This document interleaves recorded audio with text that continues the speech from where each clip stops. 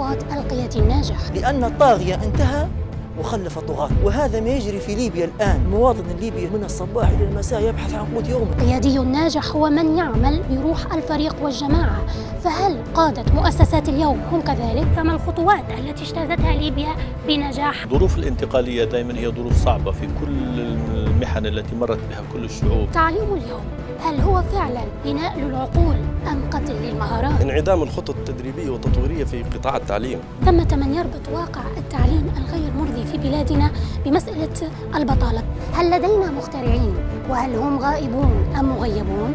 نشوف المخترع يعني حاجة غير عادية، حاجة سوبرمان، ففي الحقيقة المخترع إنسان عادي. هل نحن حسب رأيك في بيئة حاضنة للمخترع على الصعيد المحلي؟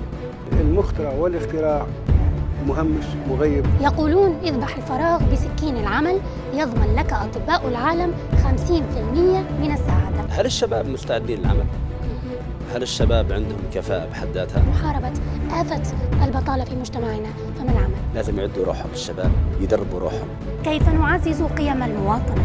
عندما تصان كرامة الإنسان ويشعر أن الإنسان معزز مكرم في وطنه، خلاص مؤشر المواطنة يرتفع. سألت مرة أحد الأصدقاء قائلة له: ما الذي تحتاجه ليبيا الآن؟